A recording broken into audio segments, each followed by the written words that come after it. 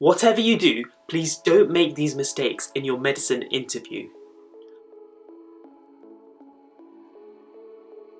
Hey guys, welcome back to my YouTube channel. So today I'm going to share with you some key mistakes that you cannot afford to make in your medicine interview. I'm Shreedeep, a junior doctor in the UK, and I was so lucky to get a scholarship after my interview performance at medical school. So I decided to make this medicine interview tips and secrets series. So this is part 2 of my medicine tips and secrets series. If you haven't seen part 1, please do check it out. I'll link it on the screen somewhere. And yeah, so this is like the sequel to that video. So over the years, I've helped lots of applicants in their medical interview preparation, and I've seen the same mistakes over and over again, and I want to make sure you don't make these mistakes. And please do stay till the end, because not only will I be showing you the mistakes that so many people make, but I'll also be showing you how to correct these mistakes to make sure you get that place in medical school. Before we begin, please do give this video a like and subscribe to my channel, because I've got lots more videos on medical interview tips and lifestyle as a junior doctor and much more to come. So let's begin with mistake number 1. So mistake number 1 is not being able to talk about your weaknesses in an effective manner.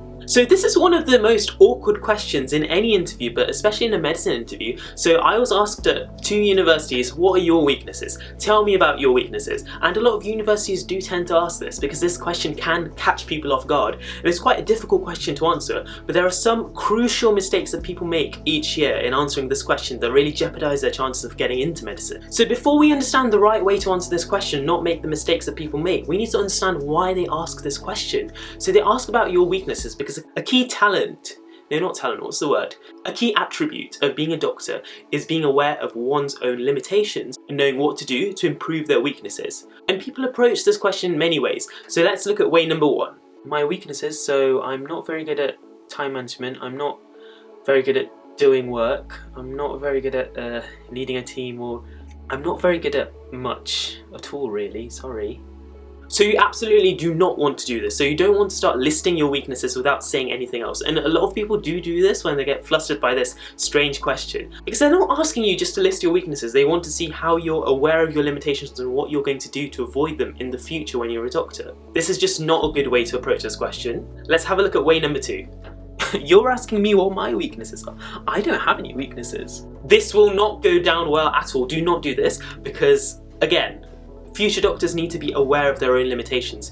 If they say they don't have any weaknesses at all, it may come across as being overconfident, so no. Way number 3, my weakness, I have one massive weakness. I'm just a perfectionist in everything I do. I focus on one thing and I just devote everything to it, so I just want to make everything perfect. And do you know why that's a weakness? Because I don't, because I think it's a strength, but I'm saying it's a weakness anyway. So this is so common, I see this so much where people say being a perfectionist is a weakness. Okay, so you spend more time doing things because you want everything to be perfect, fine.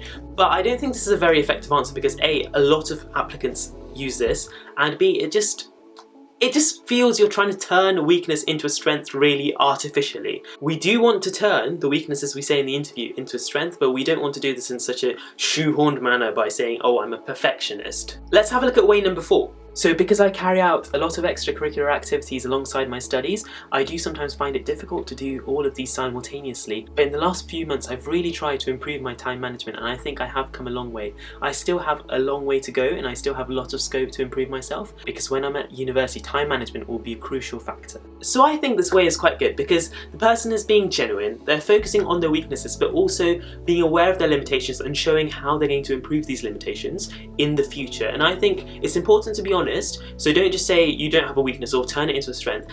Say your weakness, say that you're aware this is a weakness, and say how you're going to improve. Whatever weakness you're talking about, show that you're willing and motivated to turn that around into a strength later on. And honestly, practice this question a lot, because I was asked in 2 out of my 4 medicine interviews the same question about my weaknesses. And if you have a really confident answer, you'll stand out against all the other people. And if you don't make the crucial mistakes that I talked about, you'll be fine. So just a summary of tip number 1, focus on your weaknesses, be genuine, but turn them into strengths by saying how you're motivated and willing to improve for the future, so that this question in your interview, if you get it, it doesn't turn into an awkward moment of self-realization and self-depreciation or being overconfident. It turns into a genuine moment of talking to the examiner, having a conversation about, yes, I'm aware of my weaknesses, but I'm going to improve in this way. Mistake number 2.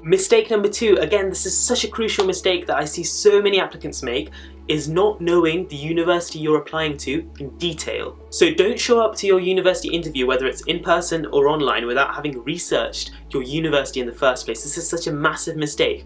And a lot of people don't realise they're making this mistake. So a lot of people, they've read the prospectus, they've seen a few things about the university, they know bits and bobs, but you really need to know this in detail. Because from an examiner's point of view, they really want to see you've given a lot of consideration into where you want to live, where you want to study, where you want to be for the next 5 or 6 years of your life. So have a look online, talk to the students, look at the prospectus, learn everything about the university, and also know the key research areas that your university is focusing on. So what does your university and what does your department specialise in? So different universities, they have different research groups that look into certain things in medical research. And if you know exactly what your university specialises in, you'll be ahead of all the competition already, I can guarantee. So one really common question they ask to test your knowledge about their university is simply, what made you choose this university? Or sometimes they ask about student life. So if they do ask you about what clubs and societies you're interested in, this is one of the ways you can answer the question. Yeah, I really want to go to this university because there's a performing arts society.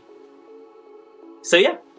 So that's not bad, that's okay. They've demonstrated they've had a look online, they've seen the clubs and societies available and they've chosen their one. But we're going to take it a step further because I want you to excel. So this is what I would turn that answer into in the similar situation. So I've had a look at the amazing clubs and societies on offer for medical students here at this university, and one that really stood out to me was a performing arts society. So I've been into performing arts for my entire life, and pursuing this alongside my degree would be just a dream come true for me, and coming to this university would let me do that. So in my opinion, that sounds more genuine. You're showing your keen interest in that club and society, and you're saying why that applies for you. You'll make it really personal. Instead of, I went on the website, I saw the society, I like it. You're saying, I've been doing this all my life, I'm really interested. And you don't need to have done it all your life. You can have a new interest. You can say, you know, I've been really into music all my life, but then I wanted to try something different at university, and this university offers a lot of sporting activities. So you can do that kind of thing, okay? So if it's not something you've been doing for a long time, you can say that you want to try something new and this society really appeals to you. So learn about your university, learn about, you know, the key research areas, the campus, the student life, the location, the clubs, the societies. So in one of my universities, there was a role play scenario where I was meant to be a student already at that university trying to sell the course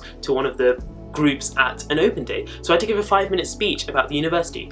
So if I hadn't researched about the university, the student life, the location, I'd have nothing to say, literally. I'd just say, oh, we have a medicine course and yeah, that's it. But no, you want to go a step further. You don't want to make the mistakes that so many people do. Learn about your university and you'll be fine. And they'll just be so impressed. So those are 2 of the most common mistakes that applicants make in medicine interviews, and I hope you enjoyed this video. I hope it was useful for you. Please do give this video a like and subscribe to my channel because I'll have lots of videos about medicine interviews, medicine interview secrets coming up in the next few weeks, and I'd love to have you guys on board. Please comment down below if you found this video useful, and if you have any questions whatsoever, let me know down below and I will reply to you. So thank you very much for watching, all the best to everyone, and see you guys next time.